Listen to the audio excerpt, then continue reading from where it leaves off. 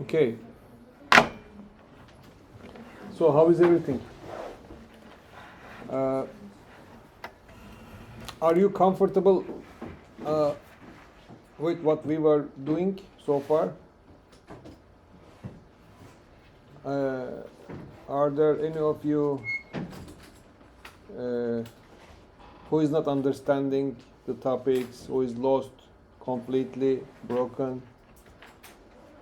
Okay. Hocam ben şey sorsam olur mu? Siz dönem başında bize şey dememişsiniz. Assignment'ları dersten önce veriyorum ki derse adapte olabilmeniz için. Dememişsiniz. Bizim assignment'larımızın öncekilerin hani derslerde çok ben bağlantısını görememiştim ya da kendime fayda sağladığını düşünmüyordum. Yani onu assignment'ı dersten önce yaptıktan sonra o dersle alakalı değilmiş gibi. Birebir olmayabilir. Yani birebir olmayabilir. Biraz daha dikkat ederim. Çünkü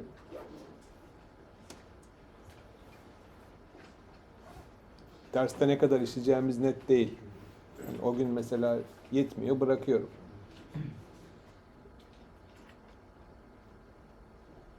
Bugün bu konuyu bitireceğim diye paldır küldür gitmiyorum yani. Biraz onun da etkisi olabilir. Assignment'ların faydası olmadığını düşünüyorsanız tabii başka bir büyük problem. Ya genel olarak faydası olmadığı değil, ders üzerinde yani. Anladım. Dersten. Okay. So today we are going to move to an interesting topic, data structures, data abstractions, and as a result, we will be moving to the topic called pointers.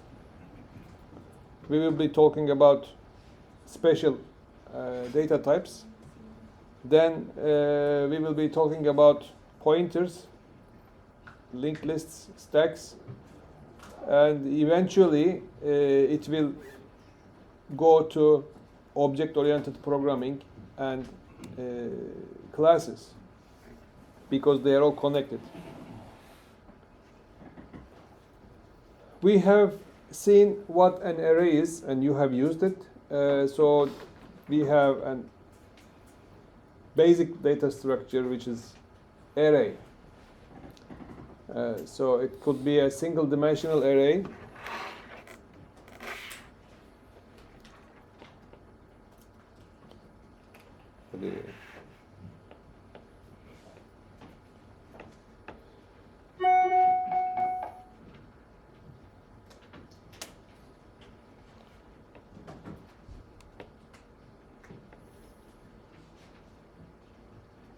It could be a single-dimensional array or multi-dimensional array.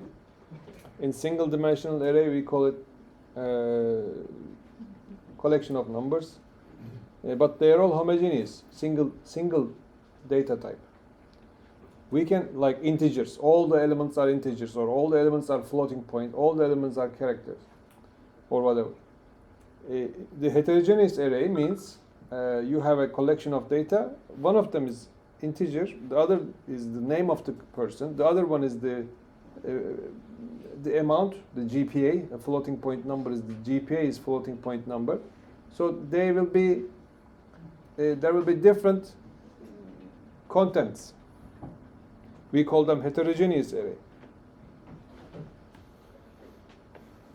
It writes here, but not on the screen. It has to turn to red. Anyway. So those are the heterogeneous arrays. Then we have the lists. Lists are similar to arrays, but in arrays we have an ordering. First element, second element, third element. In the list, there could be other rules. One example is the stack. The other example is queue. Stack, for example, you have one element, second element, third element, fourth element, fifth element. Well, if you are going to use it, you get the element on the top, like the papers on the desk. Some applications, for example, in tax offices in the government, people put new documents on the desk of the manager, müdür, right? And he, in good places, he starts processing the documents by taking the elements from the bottom, because bottom one is the earliest one. The first one is the bottom one. Although the structure is stack, you can manipulate it directly from time to time. So that is what we call stack manipulation, stack operations. A typical generic version of that is the queue. The queue means first in, first out. It's like the queue in front of a shop. Okay, but you may see a friend. You can insert yourself in the middle, right? Kaynak. Then it won't be a queue. It will be a linked list, because in regular array you cannot insert new people in the middle. But in the waiting line in the cafeteria, you can insert people in the middle, right? So how does it happen? So you make your space a little bit and you insert yourself, and people in front of you and especially behind you acknowledge that you are in the front. If they acknowledge that you are in the front and you are at the back, then you are inserted. If they say no, hop, then you cannot be inserted. So that kind of insertion requires pointers to be set behind you and in front of you. So sometimes in the banks that happens. People get up on the line and they wait for a long time, and instead they go and sit and they said to each other, I am behind you, I am behind you. So if everybody says I am behind you, who was the first, etc. So they negotiate and they can sit. They don't have to be in line like an array, because there are pointers among them showing who is going to be the next one. So that is what we call linked list. And the tree, the tree is an interesting structure. It's like a family tree. It is usually, in computer science, it is usually a tree shape, but upside down. So the top has the root. As you go down, you have branches and leaves. The visualization of tree in computer science is upside down. So let's quickly go over them. When we have multiple lists, fine. Stack of books, queue of people. Who is first, who is last? These may require different approaches. Some problems are easier to solve if you use correct data structure. With an incorrect data structure, the solution could be very long. I will show you.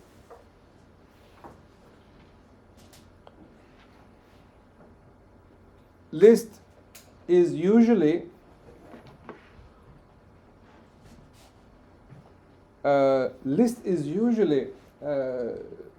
used for linked list. meaning that collection of items, but the collection is not like an array. It is more like items know each other on the data structure. So there is a beginning and there is an end. You can insert in the middle. So that kind of list, which is linked list, is used as a synonym for the general list. If you get a list in general, it could be anything. But list in computer science is mostly types of linked lists. Therefore, it has the head, it has a tail, the beginning and end.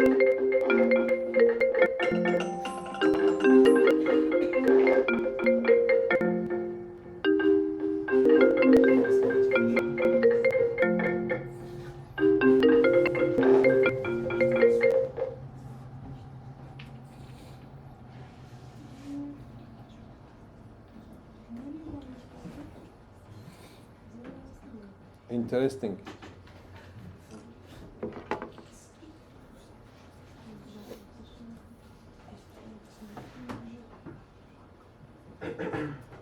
There is some delay though. It wasn't perfect. So thinking about stack.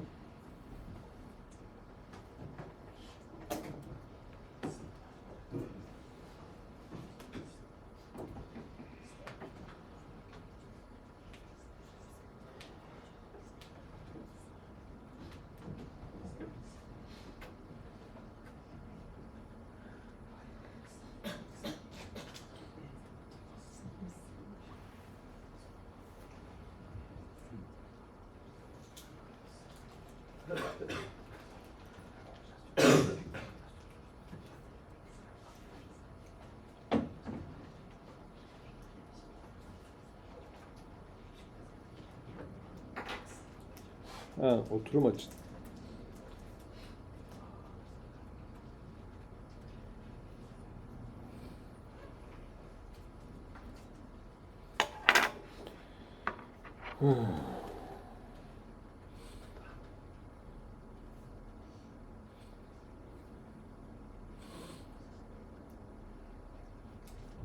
Şifremi de göreceksiniz. Belki otomatik doldurur.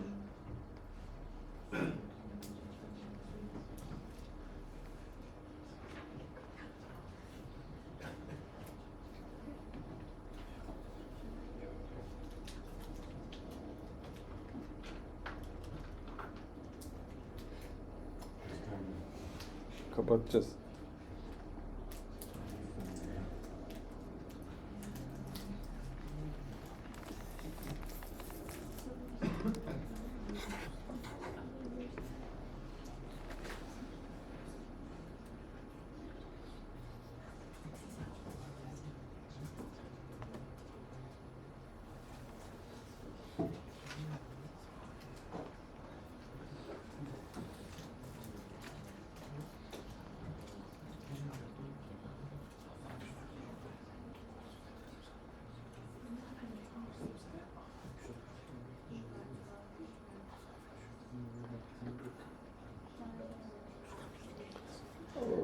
Microsoft.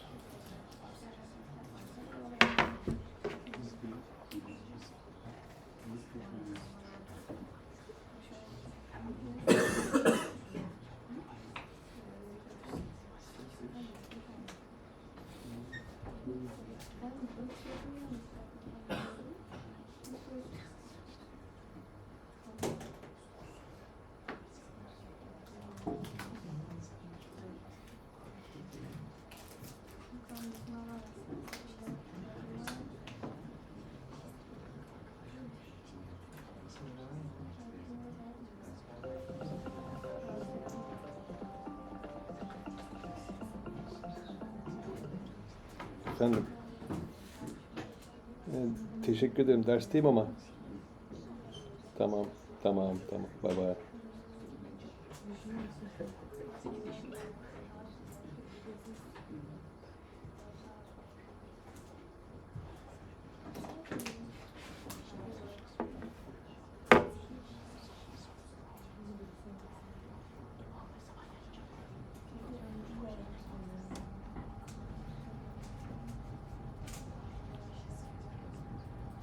I think I fixed it.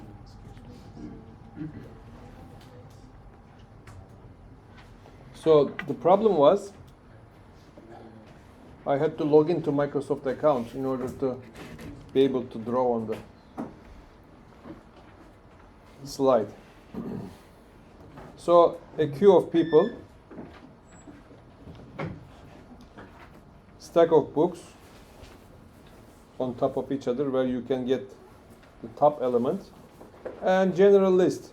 General list might have the beginning and might have the end. It could be something like this or the other one, or as an array. So lists have a beginning and end, of course. Well, stack.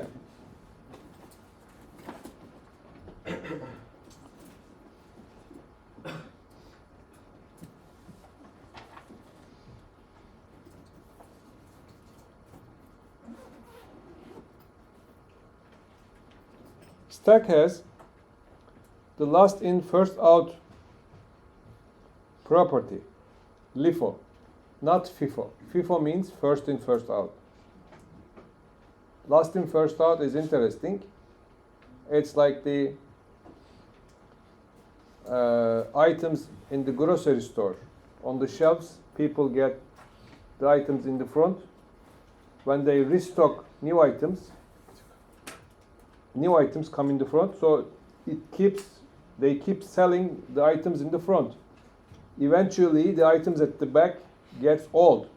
So from time to time, they change the cheese, yogurt, or whatever you have, front to back, so the front ones get sold before they expire. So that kind of shelf approach, because you can only buy from the front. So that is what last in, first out type of storage. One interesting example was to make students more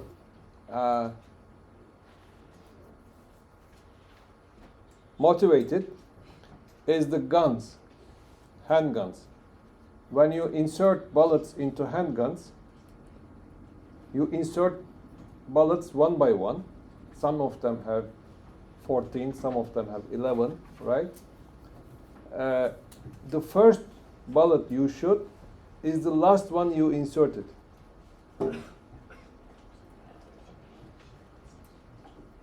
If you shoot a couple of times a month, what happens is the new bullets are always at the top. So old bullets, maybe several years old, live at the top, at the bottom.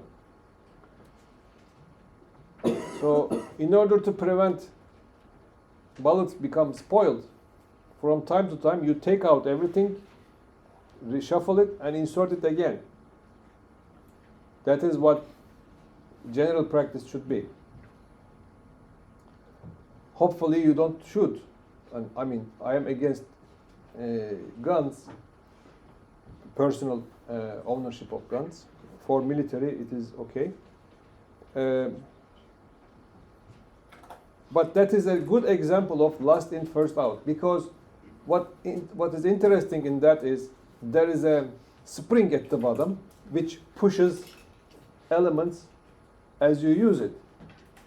So it's like insertion by squeezing the spring, and release by expansion of the spring from the bottom.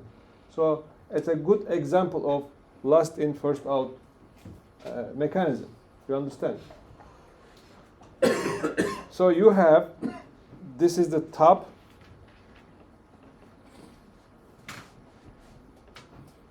This is the bottom.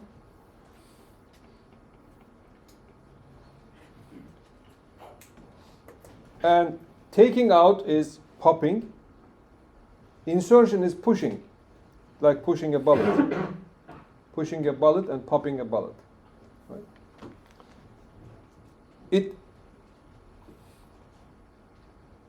It helps us to do certain interesting things. For example, if I am going to swap two variables, what is the general idea? I have A and B. Like A is at the beginning 15, B is at the beginning 20.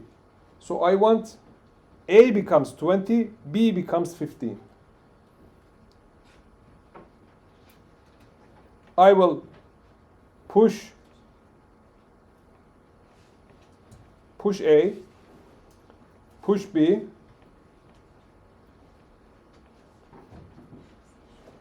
pop A, pop B. This is assembly code. So push A, push B, pop A, pop B, swaps them.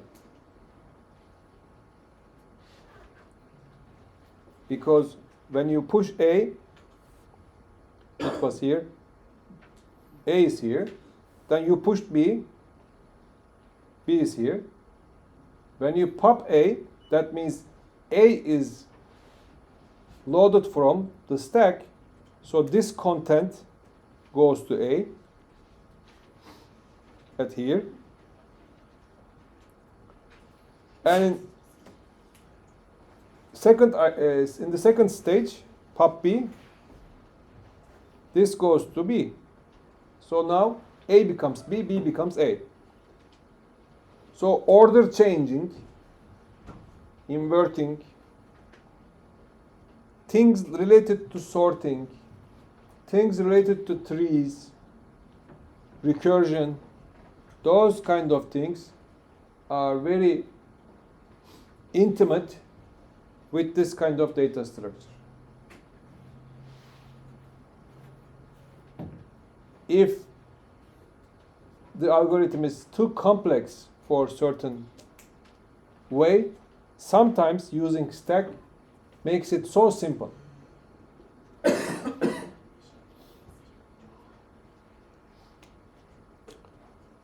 When we have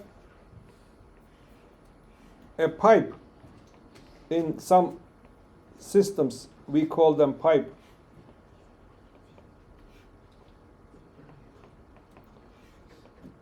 You have in and out. New items are inserted here, and last items are taken from the out. So it is like a waiting queue.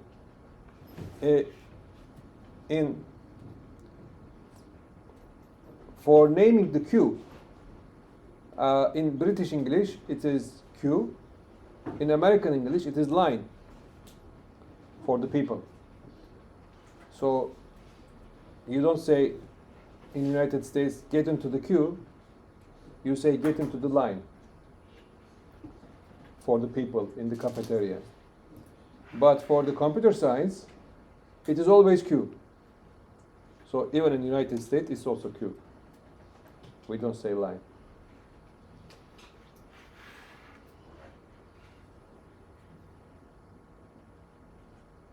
There is a head. There is a tail. Any questions? And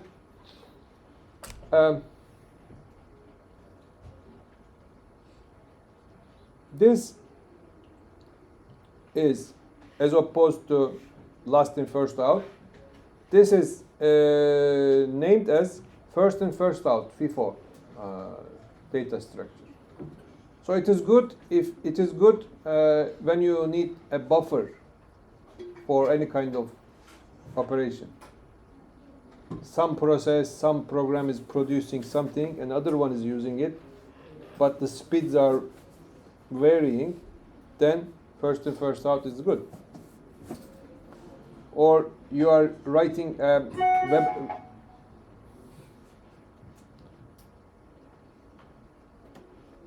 The phone's voice output is redirected to the projector.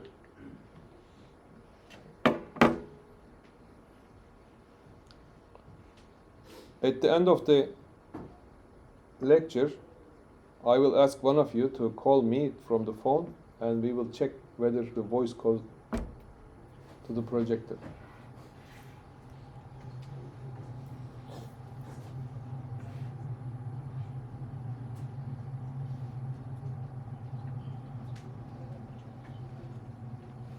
So now coming back to tree. So there is a president, there is vice president, and other managers. Or it could be family. This is your grandfather. Grandfather has 3 children, and those children have other siblings, etc. Sibling word is used. In family tree, it's kind of little different because there are marriages. So it is not a direct example, but it's kind of similar if you only consider the blood relation. But organizational charts, numbers,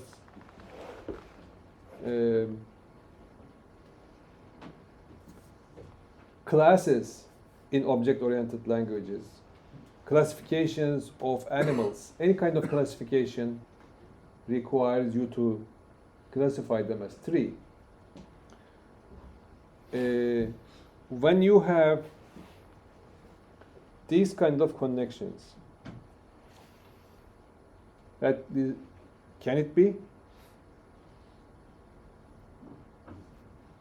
Yeah, because this sales manager is from Sivas. This guy is also from Sivas. So this guy listens to him. Right? So that could be there could be a relation. So how do you record it in the data structure? Well, this tree data structure doesn't record it. So tree doesn't have that because it becomes a graph, not tree. In graph, the connections between entities can be anything. Anybody can be connected to anybody. It could be directed. For example, vice president can tell regional sales manager, but regional sales manager cannot tell what to do to the vice president. Sometimes it is. So it could be sometimes both directions. So directions information is also sometimes stored. But forget about this. In regular tree, there is a direction. That direction is the parent-child relationship. This is child, this is parent, and direction is one way. And each entity, right? Each entity can only have one parent. No two parents.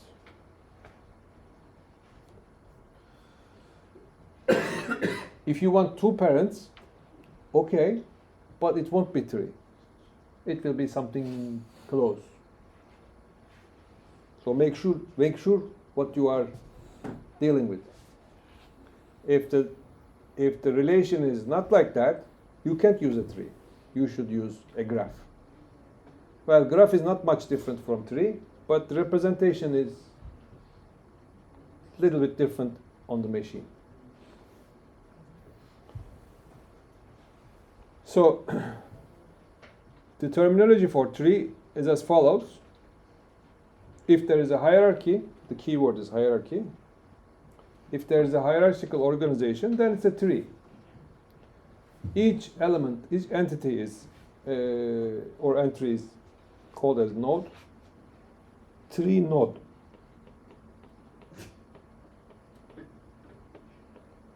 Also, it's not tree.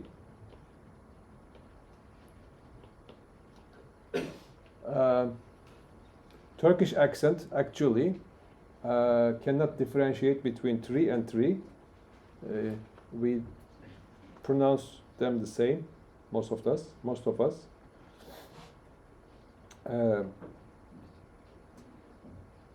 top entry, the top node, is called as root. As you see, it's upside down. It is root, but at the top.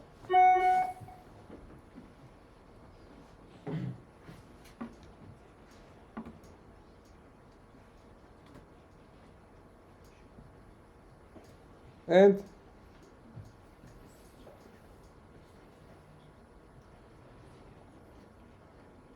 the last node are usually called leaves, yaprak, in tree architecture. The end nodes are called as leaves or terminal nodes. Terminal node or leaf nodes. Node at the bottom. It's like a regular tree. So the relationship is parent-child relationship. Parent is the node above you.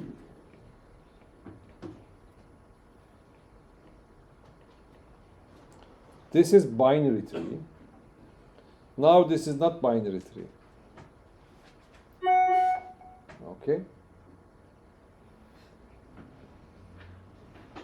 Is this binary tree?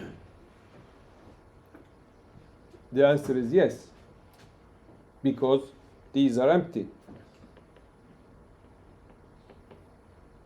So if it is less than 3, then it can be represented as binary tree. But when you have 3 children, it can't be binary tree. Binary trees have special property because number of maximum children is determined. You can generate something similar to binary tree with 3 children. Each node should have 3 children. If they don't have 3 children, it can have an empty space rather than nothing, empty space. So empty space is fine. Then it's okay, but then it is not called tertiary tree. So we don't call it that way. It's not common. So we only have binary trees and general trees.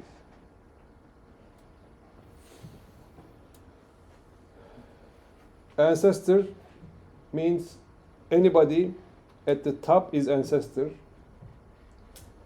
Descendant, anybody below is descendant. And at the same level, common parent are called as siblings, kardeş, siblings, just like in family relationship.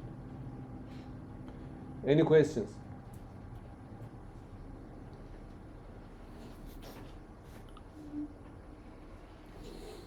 So when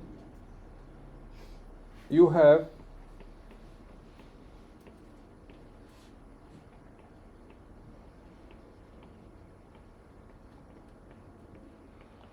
something like this, you have the binary tree. Because binary tree is somewhat easy to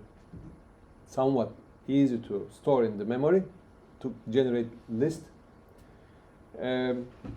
It's common. And 2 is actually a good number. We are using binary system. So it's not directly related, but 2 is a magic number. So binary tree is also a good tree. This is the depth, number of nodes in the longest path from root to leaf. So depth is 4.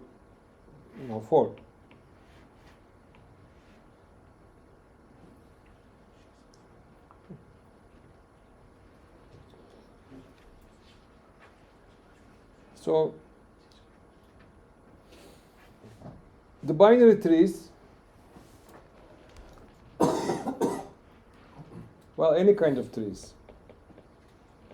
Trees are like trees. Think about grape. When you are eating grape, when you are sharing a grape with your friend, you divide the grape fruit into two and give some portion of it, and the remaining two portions look similar. They are all trees. Even if you cut it and give it half of it to somebody else, there will be two trees. We call them subtrees. Think of it's a big fruit of grape. One guy gets this, one guy gets this, and this fat guy gets the whole other part. So each of them is also a binary tree.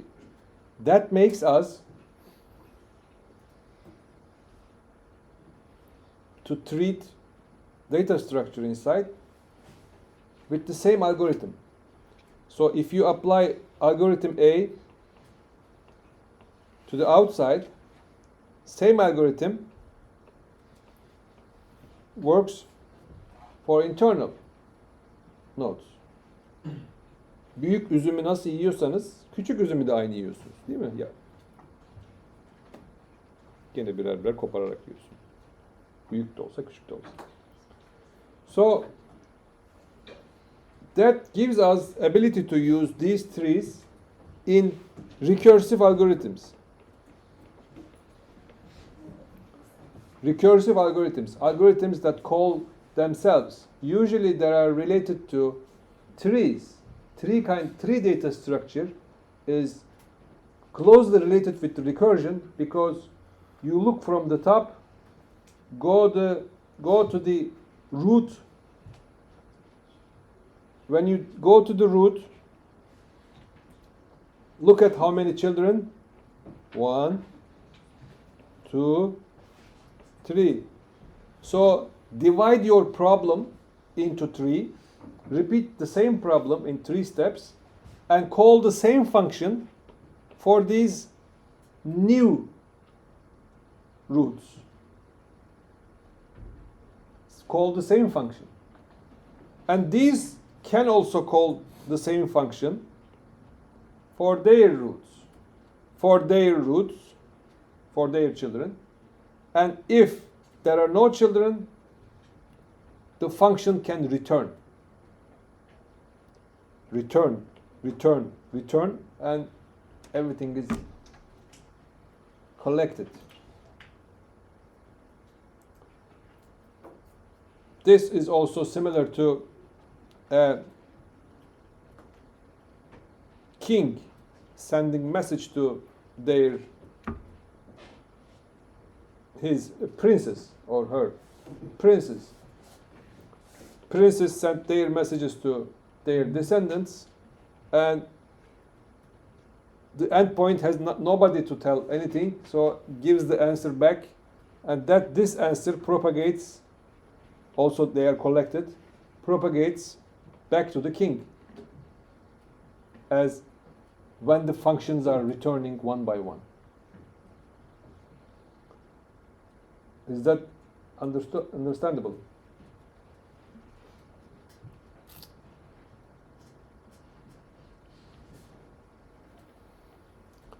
So tree and, as a conclusion, tree and recursion is closely related. Do we have to use recursion? No, you can use for loops, no problem.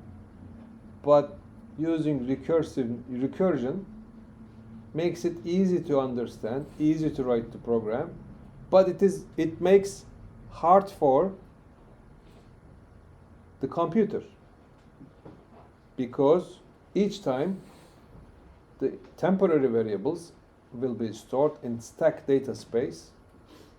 So if the tree is too big, number of temporary variables becomes too big. So for big numbers, thousands of numbers, hundreds of thousands of records, recursive algorithms are not preferred because at each iteration, internal memory increases to keep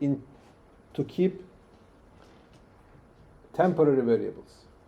But in the for loop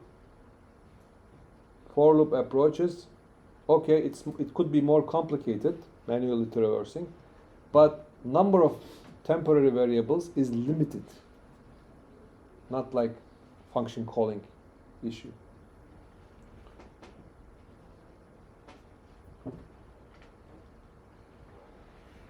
The other concepts are some data structures are fixed, like int. Some data structures can change, such as what was it? Auto.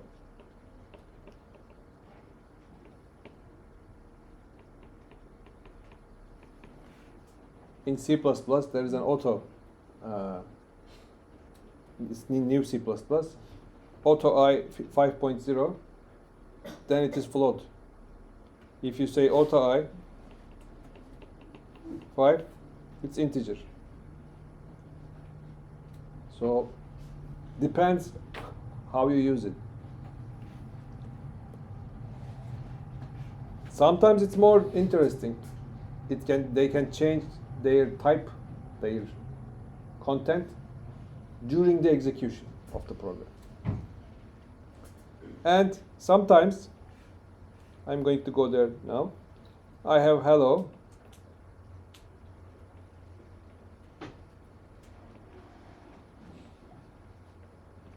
Right? So this is hello. In order to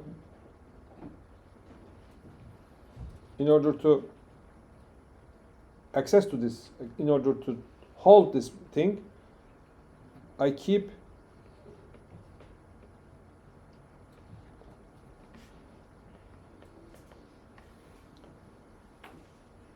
the pointer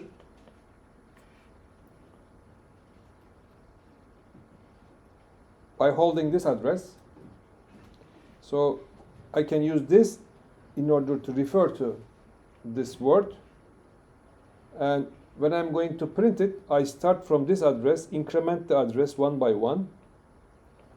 When I hit \n, no, not \n, \0.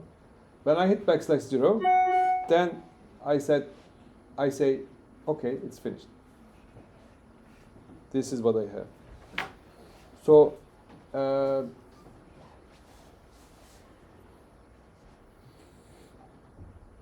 instead of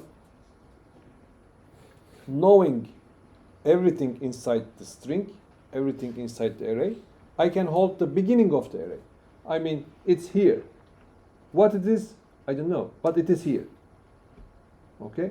That kind of representation is called as pointers, and I'm going to cover that in the second hour.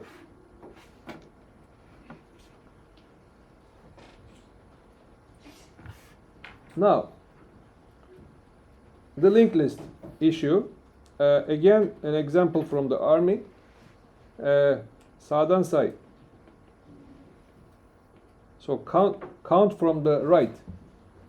In army, it is an interesting practice to count from the right, and each person spells a number 1, 2, 3, and looks to the right. The last guy, 32, for example, 32 looks to the right, nobody. Then we are 32 soldiers ready, sir. Okay, so because there is nobody on the right, so he knew that he is the last, since there is nobody on the right. So that means the tail. But each element knows who is next. Okay? And to do that, you need to be able to tell where he is. In the army example, it is next to it. But in computer example, everybody should keep track of who is next. So that requires a variable. That variable is the pointer. This variable shows next one. This variable shows next one, right?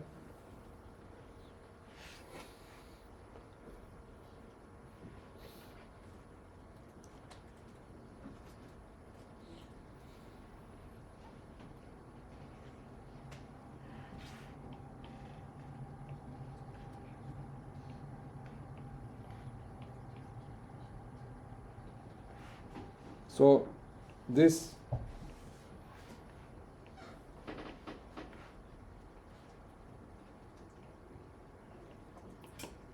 nobody, so the last guy in the row, so null. This will contain null, saying nobody. Sometimes in some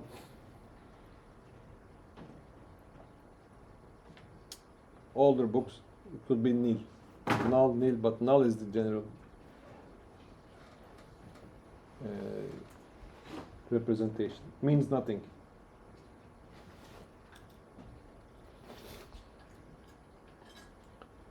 So going back to arrays, I have covered this last time, but going back to arrays, we can have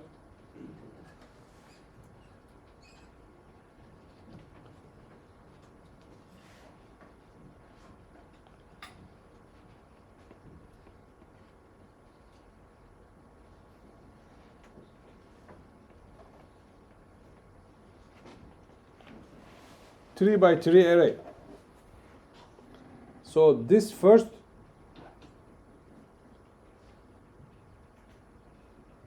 number is thought to be, is regarded as rows. This is regarded as columns. When you do that,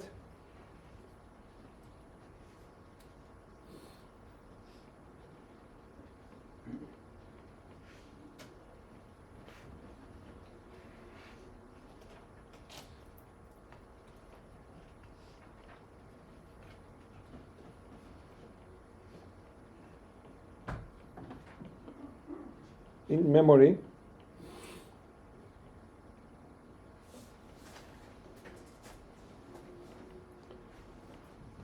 they are organized in this way.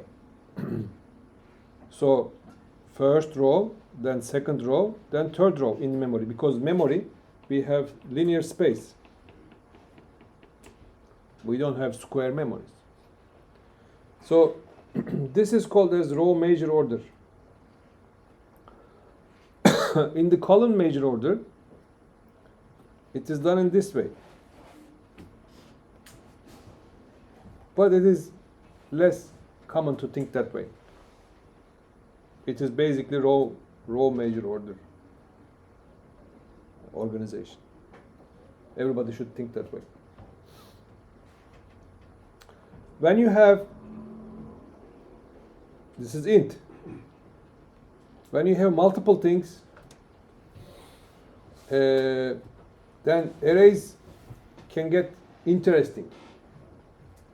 How do we do it? For example, in an array, there is a Ali Öztürk, then 37, then test something. Hocam buyurun. Teşekkür ederim. Dersteyim, dinliyorum ama.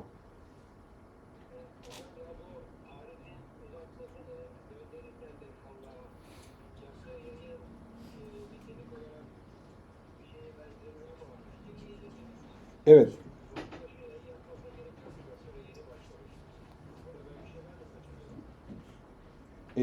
Araştırma görevlisi ama. Yani araştırma görevlisinin senelik faaliyetlerinde yeni başlaması önemli değil ki.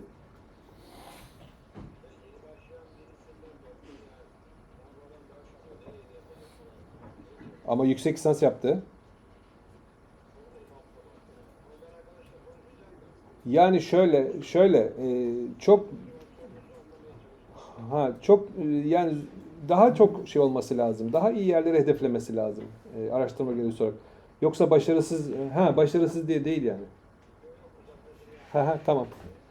Daha iyi yerleri. Evet, evet, ben öyle yazdım çünkü bilerek yazdım. Hani herkes biraz daha gayret etsin diye. Tamam, tamam.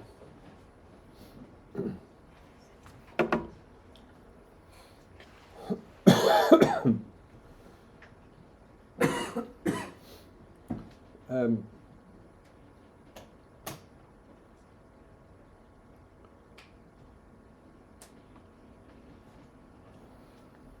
okay, so if this would be a single element, the next element will also contain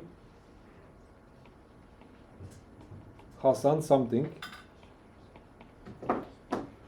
So multiple elements. Each element will have complex data. So how do we store that? It is not integer, it is not character, it's not floating point number, it's combination. So we have to find a way for that too. So that is what we call heterogeneous arrays. One way is to store them in separate locations, like names in a different array, ages in a different array. That's one way. Or construct the data structure so that it can be regarded as one thing, like an integer. Like an integer, I can create student record and define a variable student record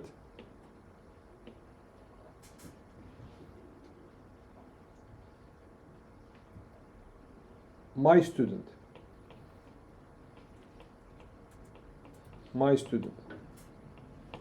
Just like integer a,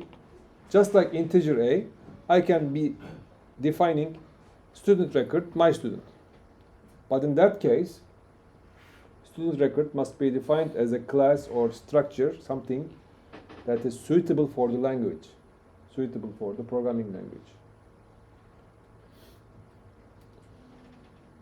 Yeah, I did this. First row, second row, third row.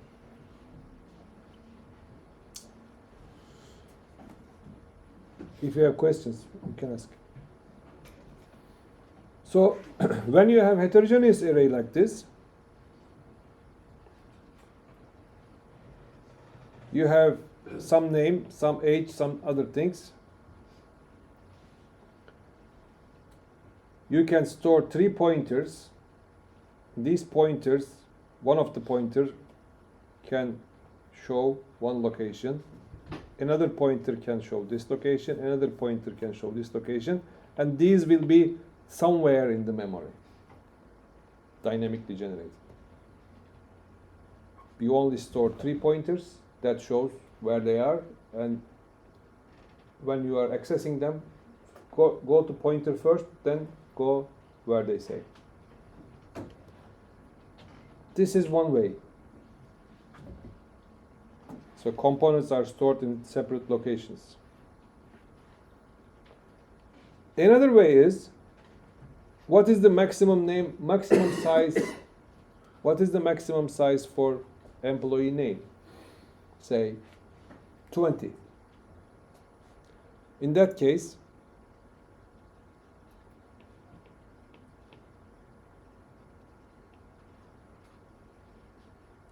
character names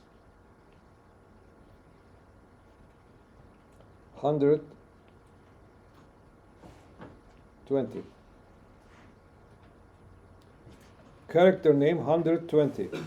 First number is 100, second number is 20 here. So that means I have 100 students, each of them with 20 names, name list. So that will create an array like this, 120. Is that clear? and then each of them will have like Ismail something. But in that case, if the name of the person is Ali Öz, a lot of space will be wasted. So array is not a good way of storing that kind of information, but it is okay. I mean, for small applications, for certain applications, it's okay. 20.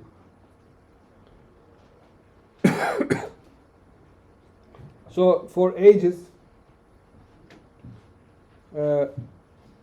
int ages 101. Well, you don't say 1, it's 100. So int a 100 age. So a 76 contains the age of the student 76. Name 76 will contain the name of the student 76. So the connection will be done by the index of the array. So a 76 or n 76 takes you to student 76. This is what we are having here. That's how we correlate them. And this is the index value. When you have a for loop or something like that, this I is also indexed. So if you are going to iterate over the students, doing something for all the students, this is going to be the index. Student name, student age, student GPA, or whatever. But this is not, this is programmer dependent. You have to take care of it, right? So this kind of student record, my student, must be provided, and it is not fundamentally provided in C programming language. It is done through structures.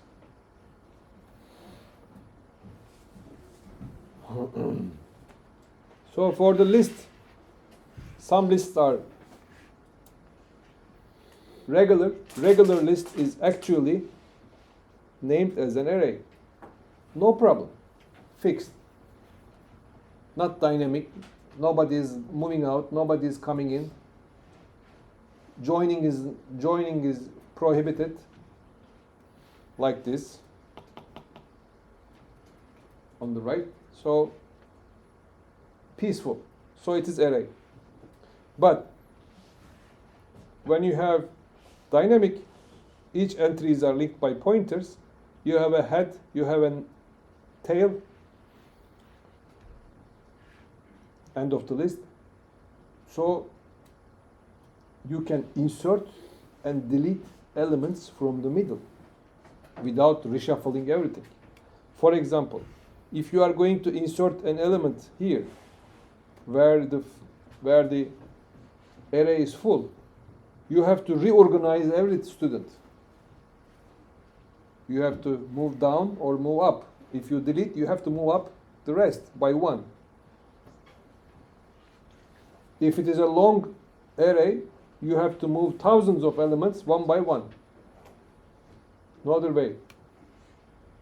For small, it may not look big, but for long arrays, it's a big job. So,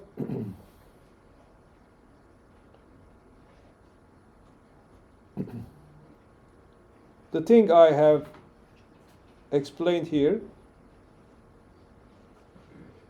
is like this in the memory. The first name, second name, last name.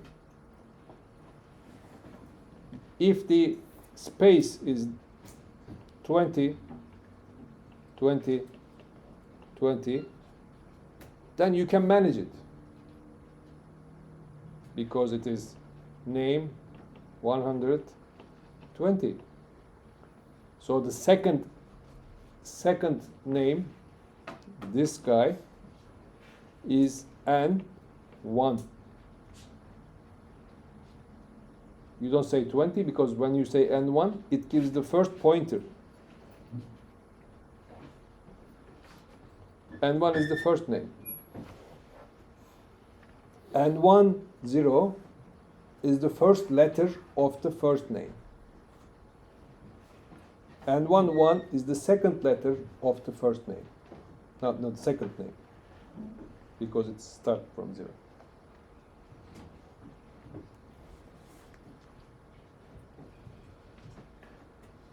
Is that clear?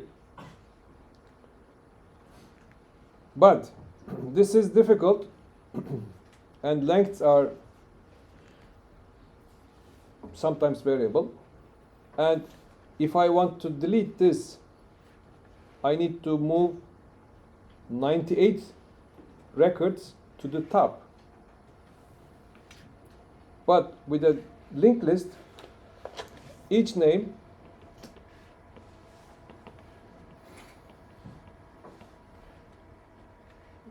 first, second, third.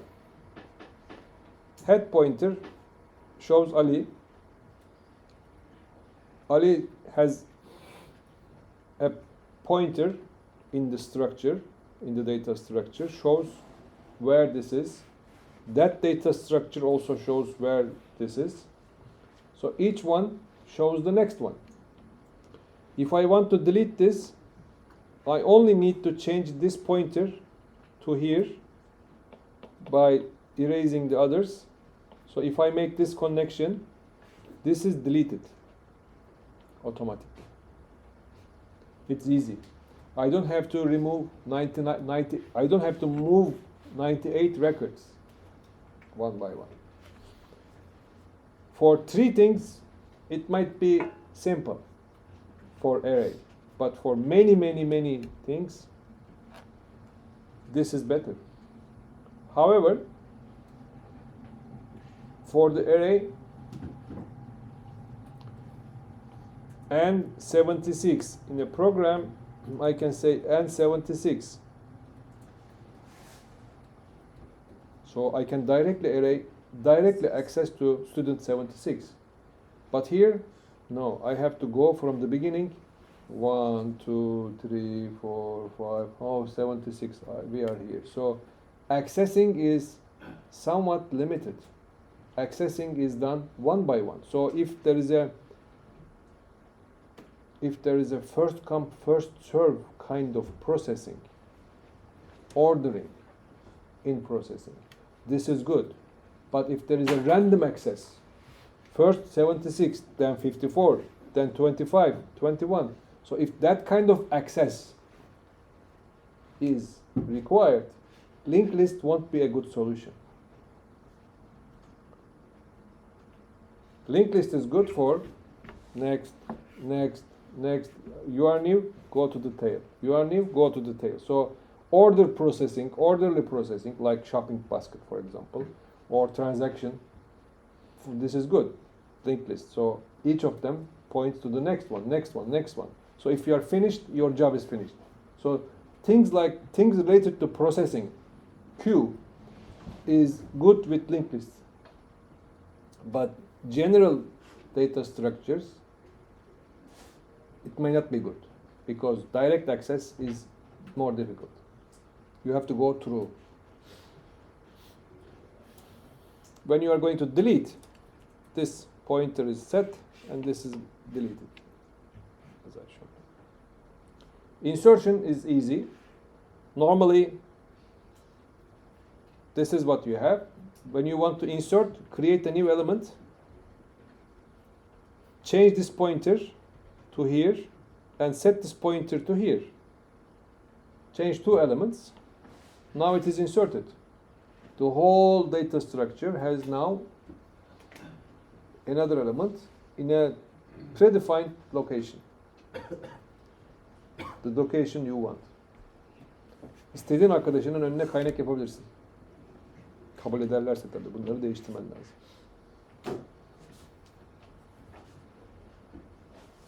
Is there a limit in joining the line in front of cafeteria? The answer is yes, because it becomes more squeezed, right?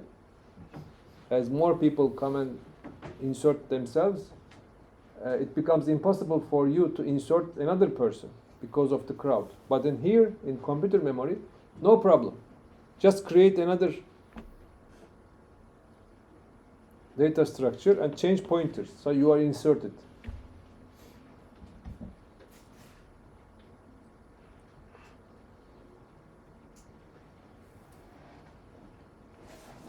Should we give a break?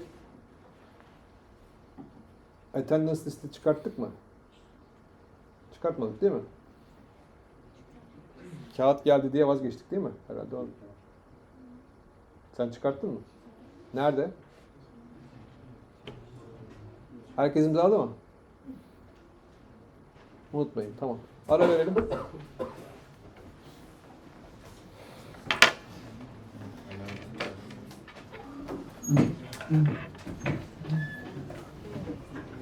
Herkes imzaladıysa alayım onu.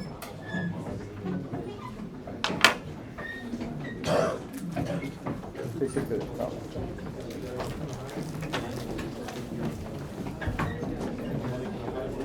Hocam, ben kendimi geliştirmek için çok şeylere baktım, araştırdım ama tam olarak nereden başlamam gerektiğini tam bilmiyorum. Birilerine mesaj da attım, başka üniversiteden hocalara. Ama hemen almadı tabii ki de beni. Ama işte kapıyı da aralık bıraktı. Ne yapmak istiyorsun? Araştırma proje kendimi geliştirmek için. İngilizcen iyi mi? Her şeyi anlıyorum. Ama bir şeyim yok yani, bir belgeli bir şey. Yani Konuşurum. en rahat yapabileceğiniz iş YouTube'dan video izlemek. Hocam onu izliyorum zaten. Yani eğer bir şey yapmaya kalkarsanız da Kayda değer anlamı olan bir şey.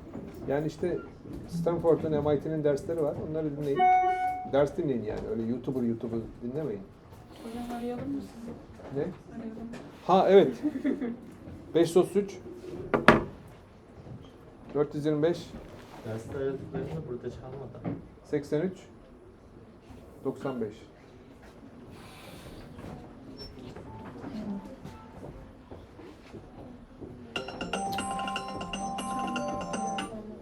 Allah Allah. Bazı sesler. WhatsApp oradan geldi. Demek ki oraya gelen bildirimler oraya gidiyor. Aynı şeye bir WhatsApp göndersene. WhatsApp'tan arama yapabilir misin? Hazır.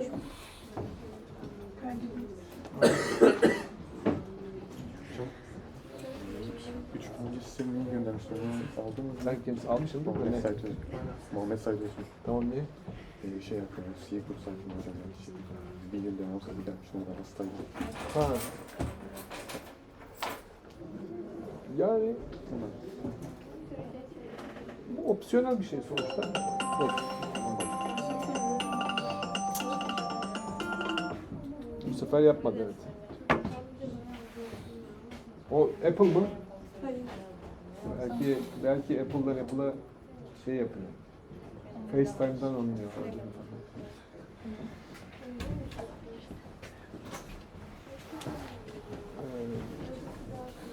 Valla diğer dersleri hiç aksatmadım. Onu 4 tane olarak şey yaparız yani. Bakarız. Lab'ları da konuşuyoruz. Mesela lab'larda diyelim bir lab'a gelemediniz, rapor aldınız, bilmem ne yaptınız. Bizim çözümümüz o lab'ı saymamak olmalı mı yoksa yeni lab mı yaptırmalıyız? Yeni yaptırdığımız lab'ı da kazık mı yapmalıyız? Nasıl yapalım? Söyleyin. Hangisi adil? Burada adalet önemli. Şimdi sen gelmemişsin. Bir başkası gelmiş. Fizik labda telafi lab var. Mesela o tarz bir şey yapar. Peki hangi lab'ı yapmadığınız, o lab'a göre özel lab'ı mı yapıyorsun, herhangi bir lab mı yaptırıyorsun? Bilmiyorum. Hiç onu herhalde o hangi Ya labı diyelim yapmadıysa onu yaptırıyor. üçüncü lab'ı yapma ama üçüncü lab'ın zorluğu üçüncü lab'dayken zor. 7. lab'a geldiğinde üçüncü lab çok kolay gelecek. Mesela bu dersi bazen ön şart değil de bu ders. Onu da değiştirmeyi düşünüyorsun. Şimdi geçmesem de olur. 4. sınıfa geldiğinde bir daha alırım diyorlar. Öyle alanlar da var. Nasıl onlar zorlanıyor tabii. Hocam bu assignment'da da çok az verdiniz bu zamana kadar. Çok çok az verdiniz. 4 tane mi verdiniz galiba? Lapta veriyorum ya. Şimdi bugün bir tane veririm. Ben bir tanesini yapmadım söyleyebilirim ama onu telafi edebilmek için diğer ödevleri yapmam lazım. Kesinlikle. Korkuyorum az vereceksiniz diye. Yani işte projeleri vereceğim zaten şimdi. Projeleri nasıl yapacaksınız hocam? O teknoloji falan. O ne? En son kodu sıkıcı. Bakayım hangisi? Yok yok öyle kaldı çıkarma. Ha tamam. S3. Dert etme ya. Alırsın zaten. Sınıfın yarısını A veriyoruz. Benim yatay geçişe geldim ben hocam. Birkaç dersi saydım da onlar düşük saydım işte. Not yükseltmem lazım. Hangileri saydın? İşte Matematik. aynen matematik, fizik onlar saydım.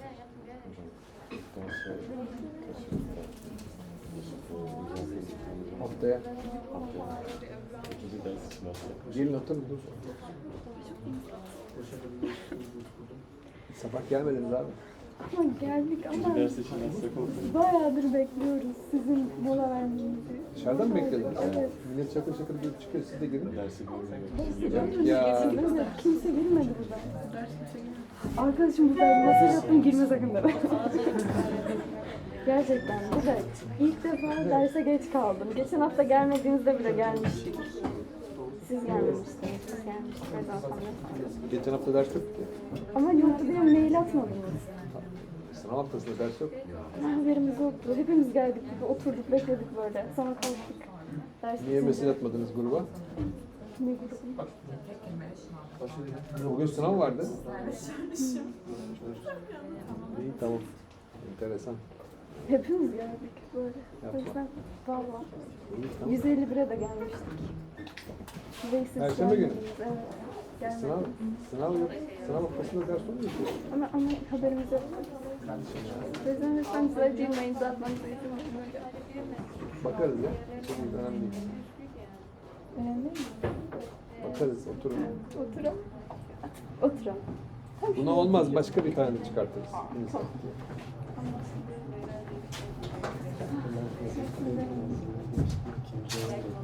Ha? Evet evet, tabii tabii. Gidiyor musun? Gitmiyorsun değil mi? Evet,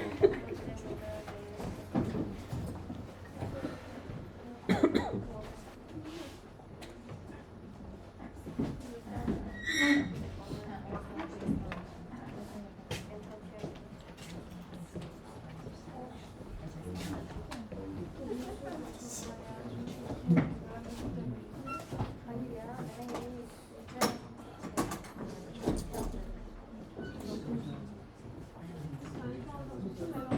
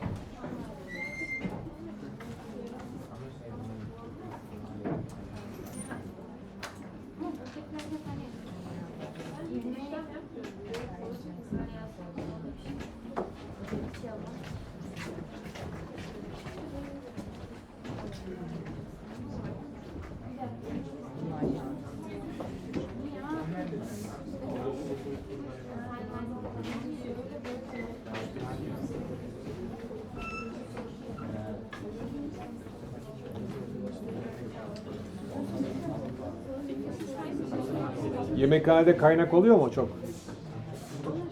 Kuyruk oluyor mu? Şeye gidiyorsunuz değil mi yemekhaneye? Çevre mühendisinin altına? Hayır. Bu tarafa mı? Bu taraftaki yemekhaneye.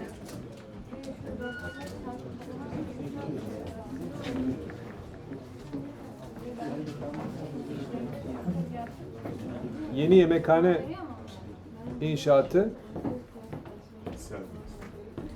1,5 senede biter. Başlamak üzere. Evet. Şuraya bir yere. Yemekhane, üst katta da öğrenci kulüpleri, sosyal imkanlar, bilmem neler. Böyle tam siz mezun olduğunuz sene açılacak.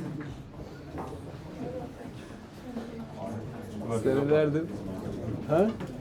Biz mezun olurken bundan farklı. Bizim önerdiğimiz bir tane şey vardı. Amerika'nın yeni üniversitelerinde yaparlar. AVM gibi bir bina, iki katlı. Alt kat yemekhane, üst kat kütüphanemsi, ufak kütüphane çalışma alanları ve kulüp odaları. Böyle bir yer gerekiyor ama artı sadece yemekhane değil, kafe de olacak. Yani sürekli şey değil, düz yemek değil. Öyle bir yer lazım ama tabii olmuyor yani. İstediğin gibi olmuyor. Mesela şey yapıyorsun, tam çiziyorsun, gönderiyorsun. Hesap ediyorsun işte 40 milyon lira maliyeti vesaire. Diyorlar o kadar bütçe yok. Sizin bina diyorlar işte 5000 metrekare. Sizin 5000 metrekare 3000 metrekare yapalım. Hayda bu sefer hiç beklemediğin şekilde küçülüyor. Yani orijinal görevini yapamaz hale geliyor. Mesela bunu şeyde yaşadık. Kültür merkezinde. Kültür merkezinin orijinali daha büyüktü. İçinde çoklu büyük kongre yapıldığı zaman oturumlar vardır. Oturumlar yapacak daha fazla salonlar vardır. Küçültüldü. Bu sefer tabii büyük kongre yapılamaz hale geldi. Büyük kongreyi gene yapamıyoruz. Çünkü alt salonlar olması lazım. Mesela 8 tane falan alt salon olması lazım. Yok.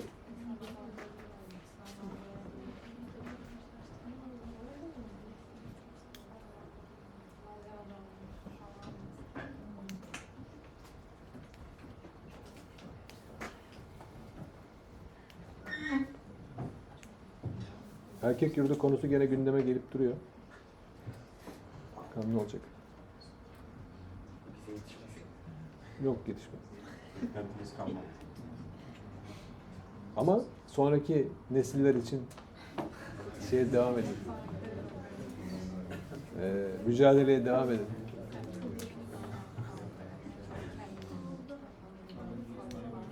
Bu işin çözümü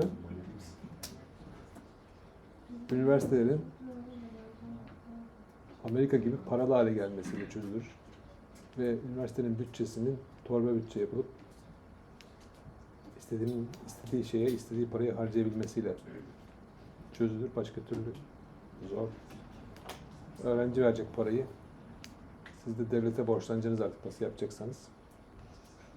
O şekilde bir mekanizma olacak. Bizim öğrenci başına harcadığımız para 20 bin dolarlarda falan. Senelik. Yani öyle bir para harcıyoruz aslında. Sizin haberiniz yok.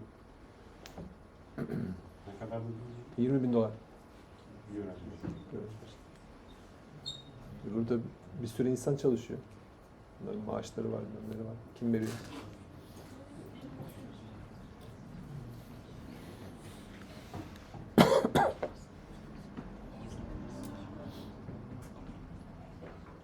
So,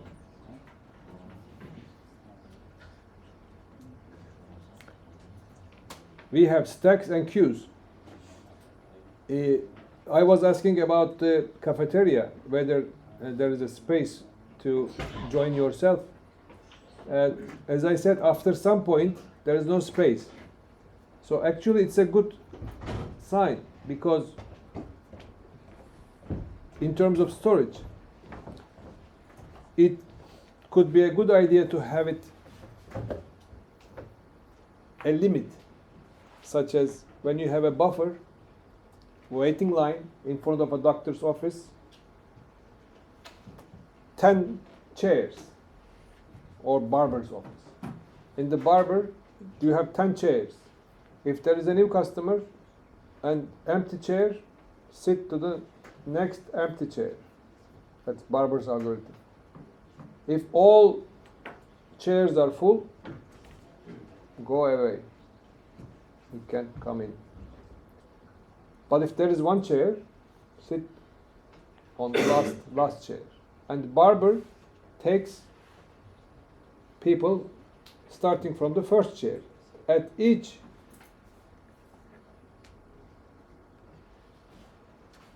haircut, everybody shifts by one. Everybody shifts to the next chair because barber always looks at the first chair for the next customer.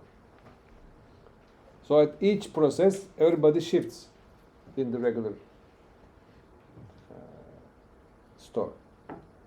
Or they should keep track of who is first. Or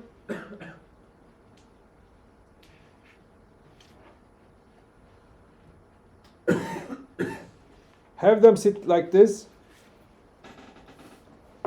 Barber takes from here, new customer sits from here.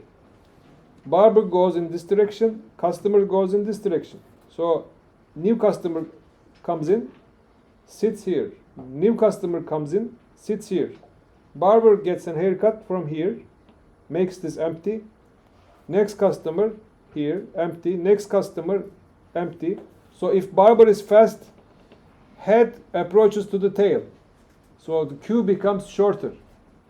All the chairs become empty.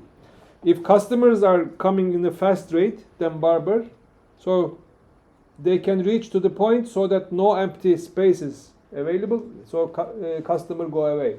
So buffer is full. So this is what we call circular buffer. Circular buffer,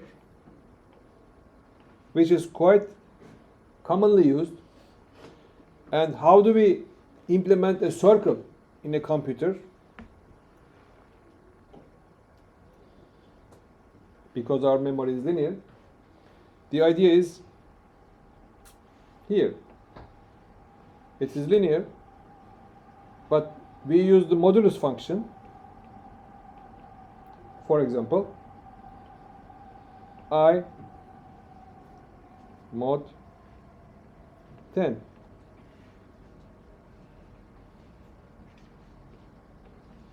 Well, in C language, the percent sign takes care of it. It's always between 0 and 9. When you have 34% 10, it's 4. So if you keep increasing I++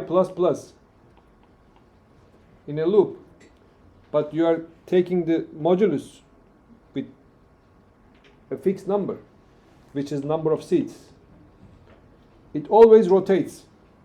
It behaves like rotation. It is not rotation.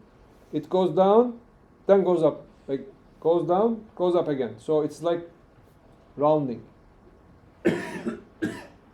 So modulus function is used for implementing circular cube with a fixed length.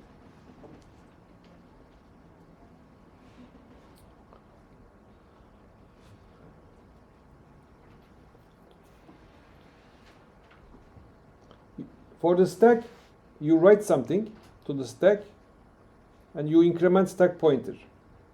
So you store its location. So basically we are dealing with the pointers. And the bad thing about it is I haven't told what the pointer is yet. I am going to. So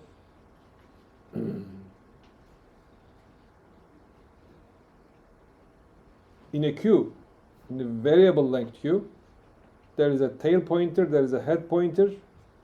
At the beginning, there is no customer. As customers arrive, tail increases. As barber cuts, head increases.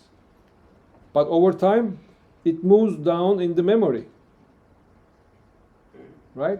So in order to prevent that, we make modulus function so that we use the same memory space. It doesn't go sweep. Yani göçebe gibi memoride ileri gitmeyecek tabii. Aynı yerde durması için. Bu şekilde kullanman gerekiyor. Push pop'u söyledim.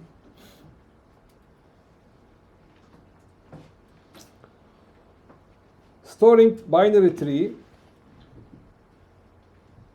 can be done manually. Like A1 could be root node, A2, A3 children of A1, 4, 5, 6, 7 children of A2, and A3.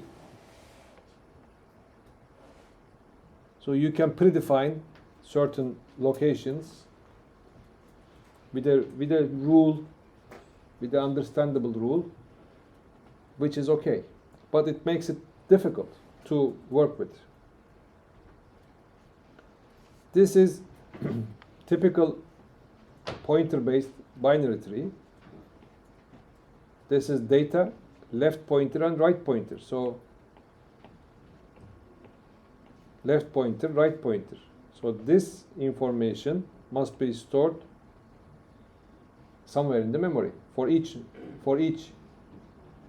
node. If this doesn't have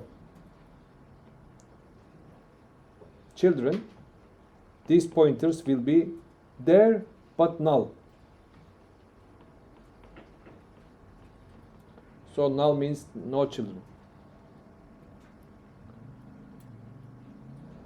So typically, in the memory, you have the root pointer, item A, left and right. Right has C, left has B, also has left and right, E and D. These are null, null, null, null, null, null. So they can stay together in the memory. And I can find any of them if I want to. Without pointers, I can assume that the first one is the A, second two is the B and C, then you have the 6 and F. This is empty because this is empty. So predetermined locations, first level, second level, third level. It is like an array but organized so that number of elements expands in powers of 2 at each stage. Linear memory space. Is that clear? So by calculation you can reach any place you want. Can you do that? I believe yes. So If it is unbalanced like this, there is a lot of space which is wasted. This is A, B, C. Nobody here, some D. Nobody here, and E.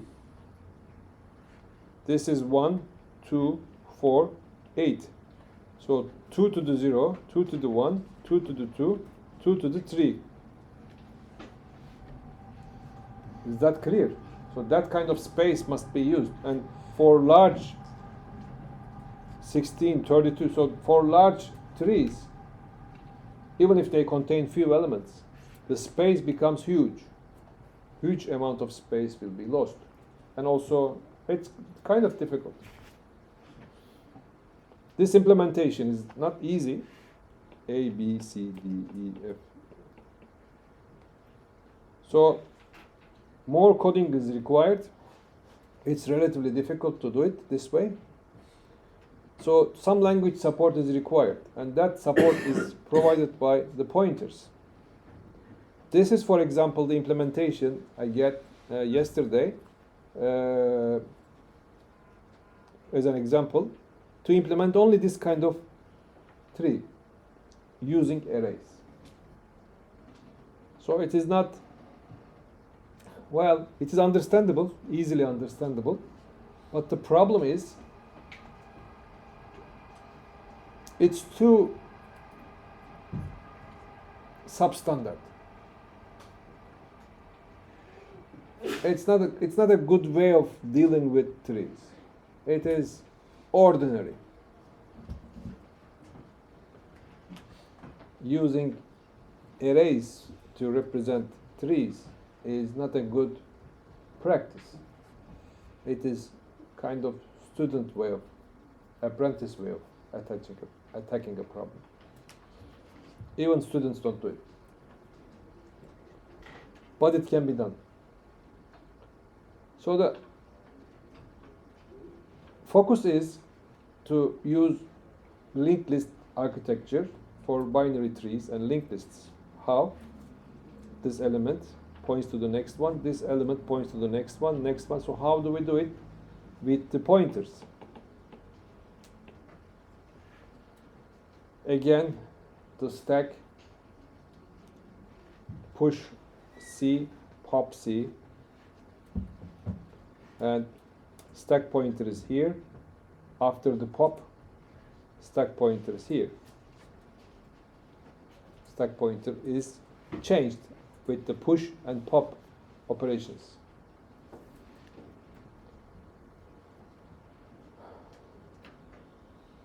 So, in order to traverse the linked list like this, you reach to this element, find the next element, find the next element, find the next element, find the next element. So that way.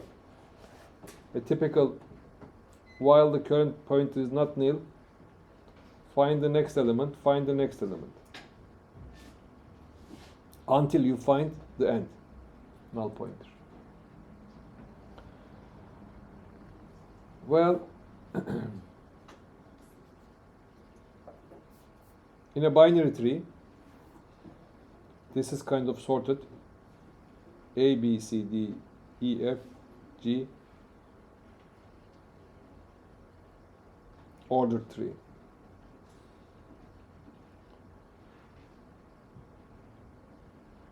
This is in the middle. This is also in the middle.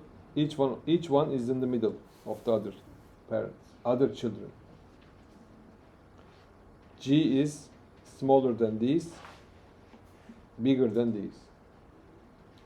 D is bigger than the left part, smaller than the right part.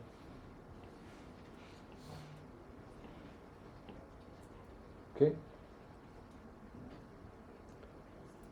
So, in the binary tree, what we do is, I'm going to come back to this too. Start from here, go to the left, go to the left, go to the left, then come back, go to the right, come back, go to the right, go to the left,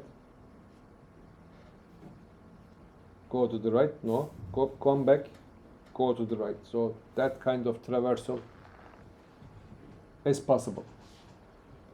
Linear tree traversal without recursion. In the recursion, it's again that way, but you don't feel it. You don't pay attention.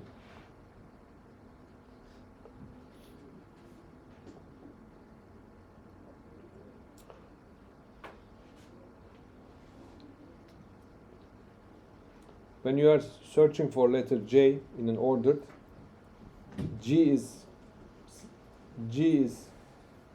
you are searching for letter J. G is smaller than J. G is smaller than J, so you go to the right. K is KJ. K is less than J, so you go to the left. I is greater than less than J, go to the right and find it. So smaller, greater, K is less than J. Okay. No, K is greater than J.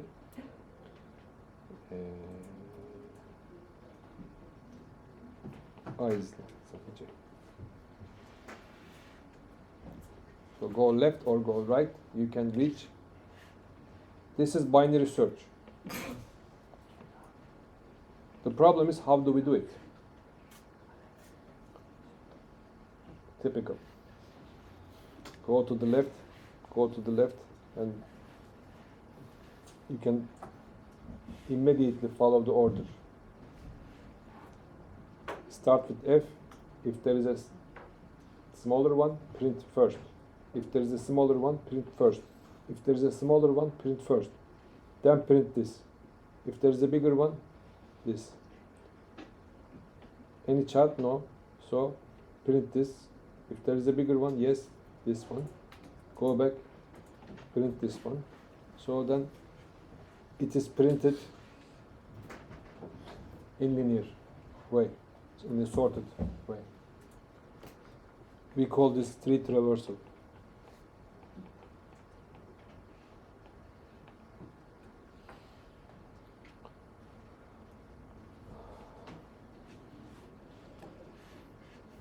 Print tree left, print tree right.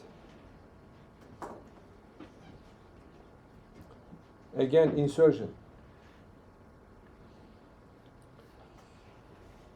You are going to insert M into this kind of tree. So H is bigger than, so H is smaller than M, so go to the right, N, go to the left, K, L, M, smaller than, go to the right, insert here. So M is here.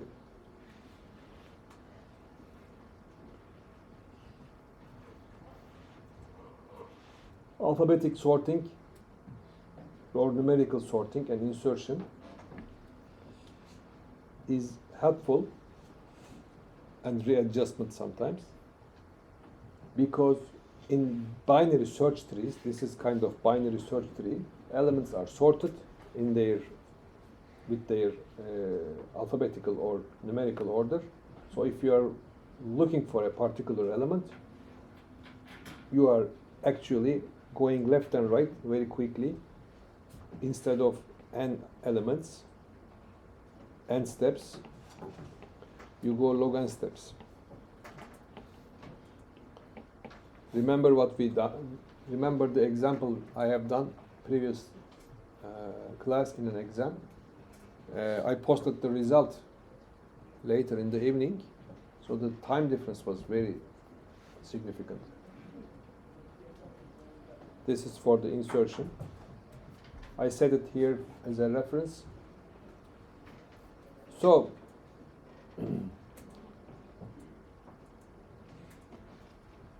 we have int, we have character, but I want something together, something that contains head and tail, because linked list requires the content and the pointer. So something that points, at least two things. Forget about name, first name, last name, age, sex, shoe size, whatever, right? It's a student. Just to make a linked list, I need to store two things, the pointer and the content. Therefore, I need a new data type. That data type is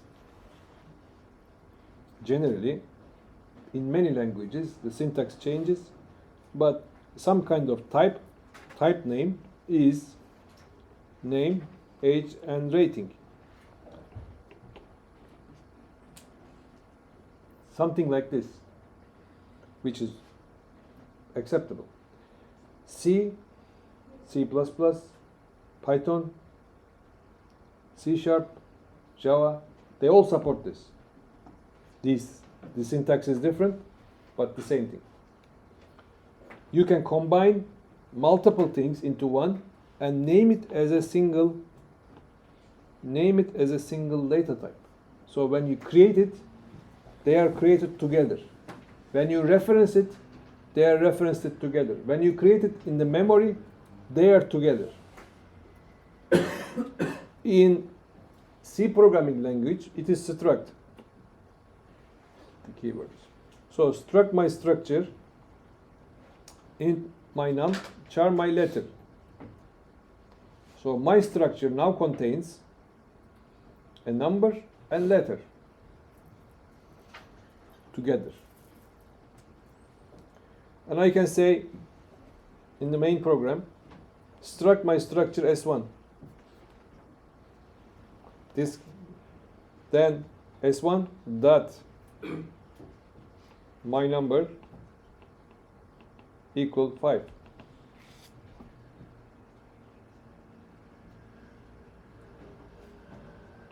I can access it this way with dots. Okay.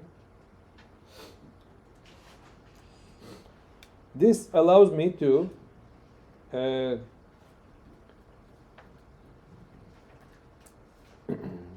use multiple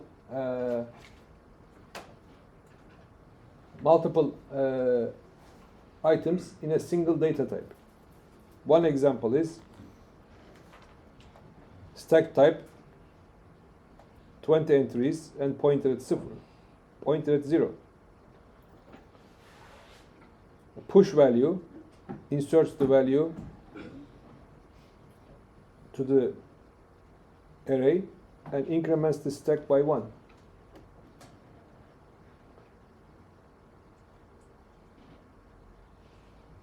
So this is kind of C++, but that's how it is.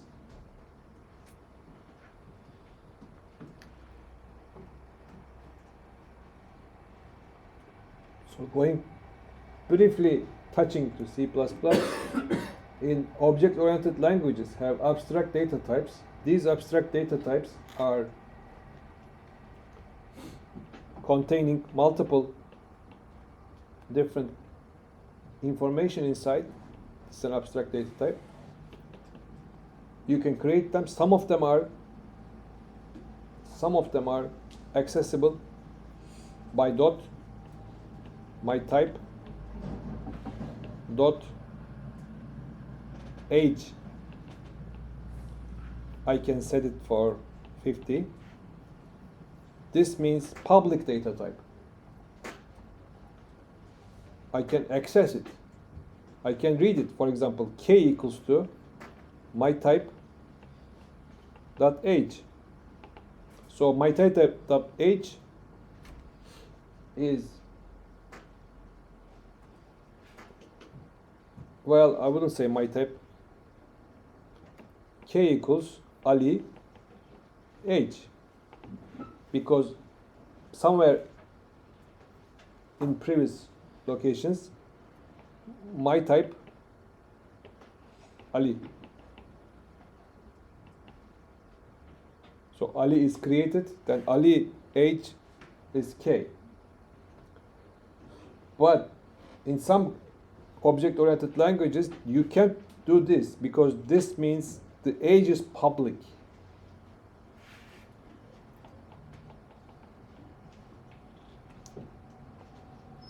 It could be private or protected. In that case, you can only ask Ali to tell his age. That means K equals to Ali, say age.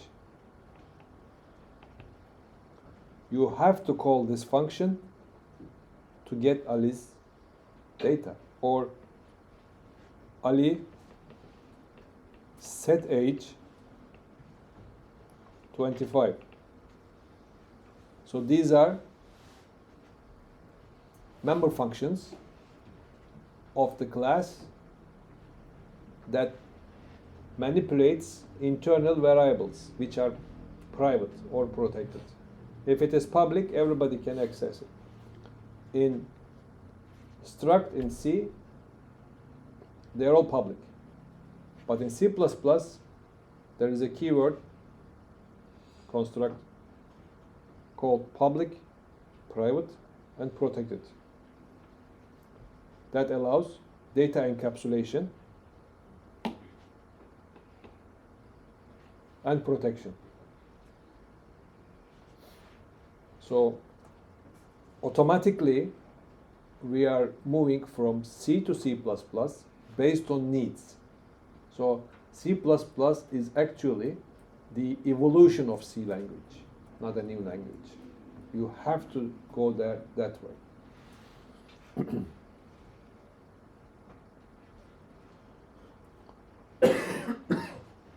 So then in C, we have the abstract data type class, like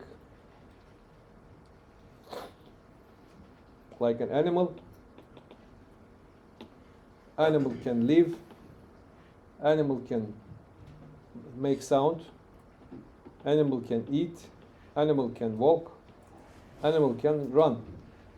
So you can construct a mammal, 2 M's, and bird from the animal class.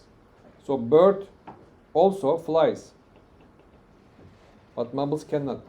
Maybe they can, because bats can fly. Then you can have human, you can have dog, you can have cat. As a bird, you can have chicken, etc. So these functions, live, eat, walk, okay, run, can be redefined for each different types. They exist as an abstract data type, but in the application, you have human, you have dog, you have cat, but different characteristics, different functions can be attributed to bird or mammal. For example, length of feathers. Length of feathers is only available in bird, but not in mammal. Mammals, or size of the egg. For the mammals, you don't say size of the egg because they don't lay eggs.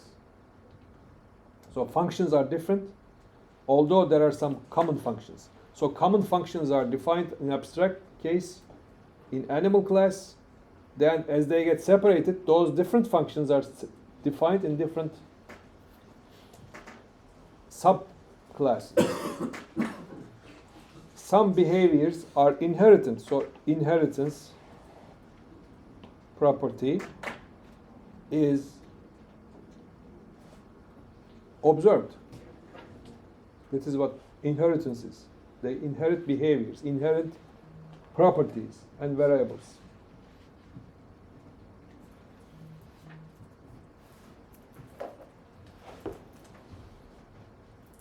Different ways of implementing stack is possible, but they all look like the same.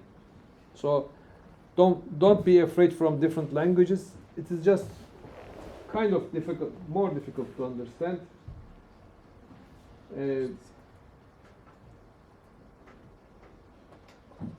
But basically, that's the same.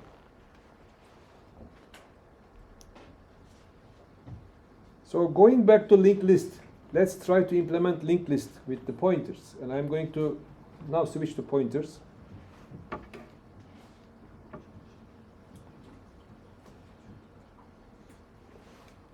It's 1, 2, 3, 4. I define a class in C language.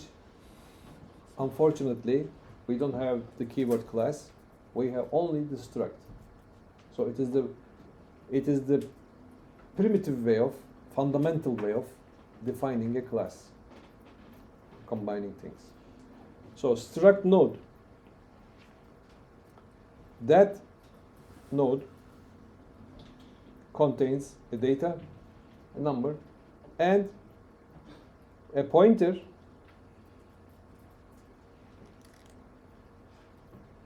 which points to the next node. Same type of itself, but the pointer, not itself. Aynısı olsa zaten Rus bebeği gibi olur değil mi? İç içe iç içe iç değil. İçindeki diğerinin nerede olduğunu gösteriyor. Onun içinde değil yani. Sadece nerede olduğunu gösteriyor. Only shows where is that clear? So it only shows where the next node is. It doesn't contain the node. Now, going back to pointer thing, let's read it. Typical machine has an array of consecutively numbered address memory cells that can be manipulated individually by the contiguous groups. Any byte can be character, pair, or 1 byte cells can be treated as a short integer. 4 adjacent bytes form a long. So it can be of any size.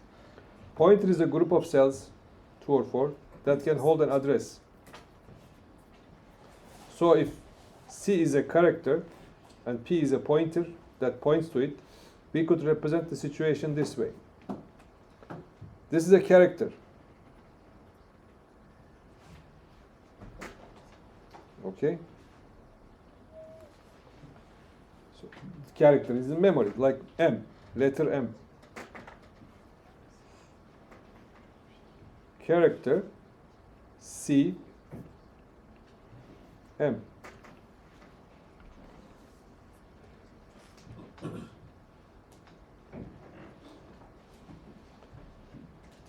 Character pointer P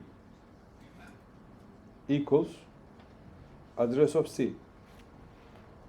Well, this means address of. That is the relationship. And I have star here in definition.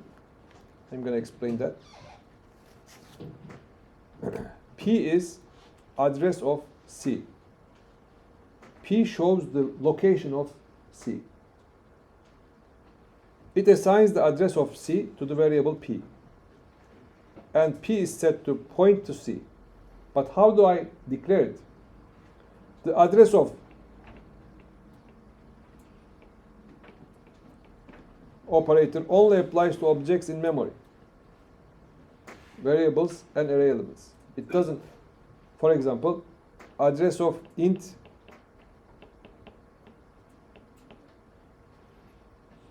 is not defined.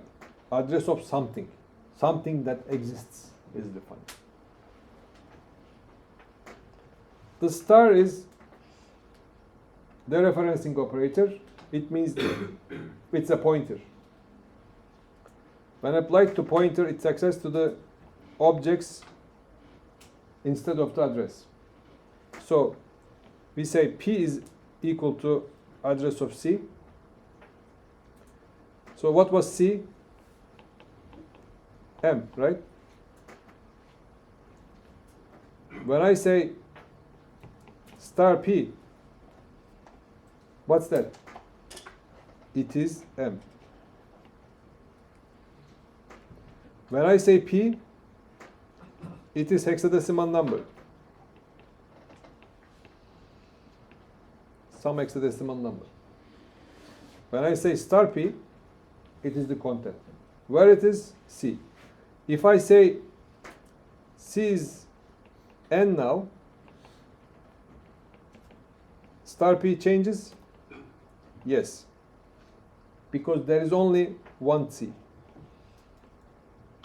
This C is M, and P is pointing to it. If I change C, star P is also changing automatically because there is only one M, not two.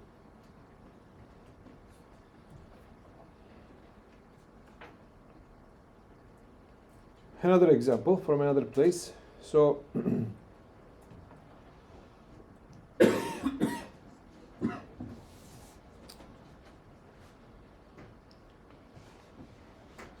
obviously this is the pointer. It also has an address. That address, I am not interested. Because when I create a pointer, that pointer has a content and also it is somewhere. Where it is the address of the pointer. I am not interested in that. Maybe sometimes. So this one, address of the pointer, I am not interested. But it contains, that memory location contains 1, 2, 3 as a location.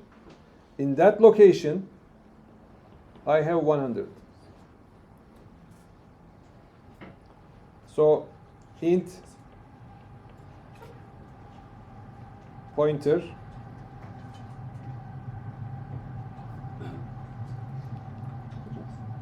(100).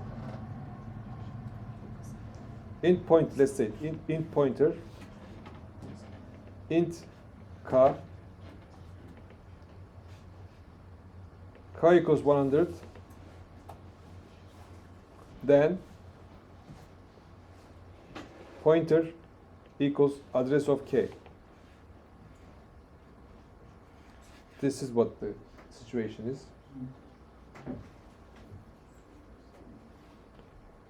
Then I can always use this one to reach this 100 by using pointer. If I increase pointer plus plus, what happens? Put the star out. It's here. Next location in the memory. So it is probably OX 125 because this integer is 2 bytes. So next location.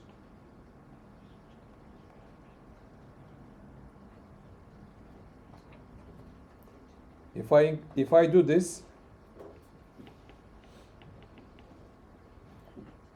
it's 101, 101.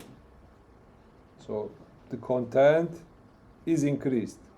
Now increase the pointer and then take the content. So there is a parenthesis. A typical example: int x1, y2, z10, int index pointer, integer pointer, index pointer. IP is equal to x. Now IP points to x. Y equals to IP. Now y is equal to 1, not 2. IP is 0. Then x is 0. And also y is 0. No, not y is not 0. Y is 1. Because we get the content and y is a different variable. We get the content, then we change IP. IP is address of Z0.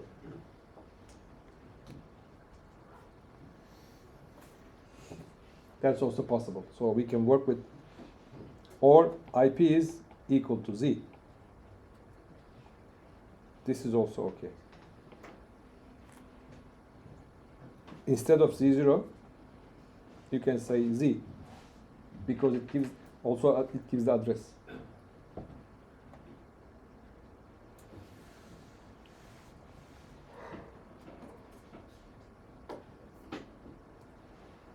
IP is IP plus 10 increments the content, because I am computing this first, increments content by 10.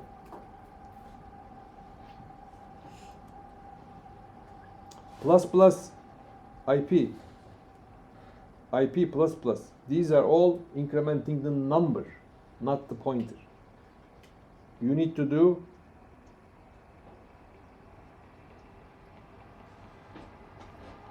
in order to increment pointer, not the content, you do this. Or you say IP plus plus, then use IP. This is more safe, so you know what you are doing. Are you incrementing the pointer or incrementing the content? Since the pointers are also variables, they can be used without the referencing. For example, if IQ is another pointer, so you can make assignment between pointers. You have two pointers, take this pointer and give it to the other pointer. Do they contain variable? No, they contain address. But if you use star, then it is the content.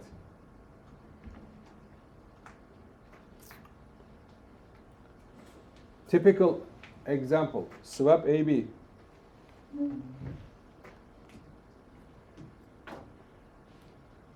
So swap AB, when you do this, int temp x, x equals y equals temp, doesn't work. Why? Because these variables are only valid inside. They can't go back. And this is also void. And you can only return integer, one number. You cannot return two numbers. So how do you swap these two AB? In order to do that, you need to send their address. When you send their address, those addresses are in the memory and known to the function. So if function works on the addresses, those addresses contain the real AB, not the copies of AB. Because when you call this function, the copies are generated in the stack, and the function, this function, works on the copies. It can print something, but it cannot return. Even if it returns, it returns an integer, not two things. Only returns one. You can obviously return pointer, but whatever. So there is a problem. You can use global variables, but that is beyond the question. It's not a good practice. Global variable is not a good thing. So, correct way is swap address of A and address of B. When you do this, this is correct.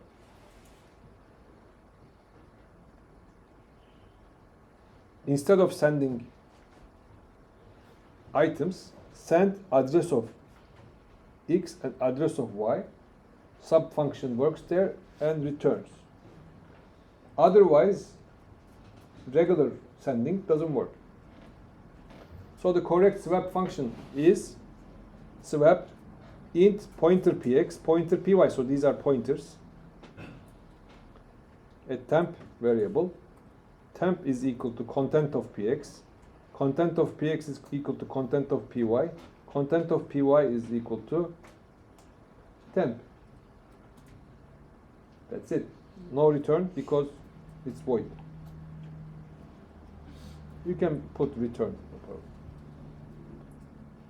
unless you are writing a number after return, you can write it. So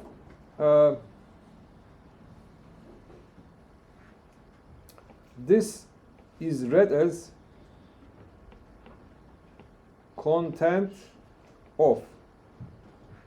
This is read as address of.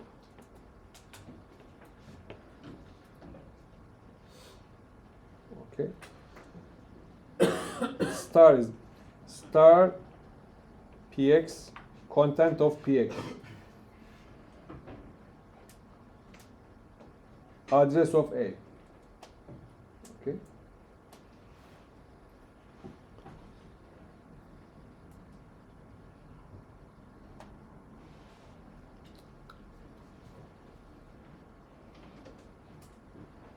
Well, forget about this for today. In the Viz machine, you can also use pointers. The register may contain the address. Actually, that's what you are doing. So basically, you are using pointers in Viz machine. The register contains the address, or instruction sometimes contains the address. If instruction contains address, that is what we call embedded addressing. If operand is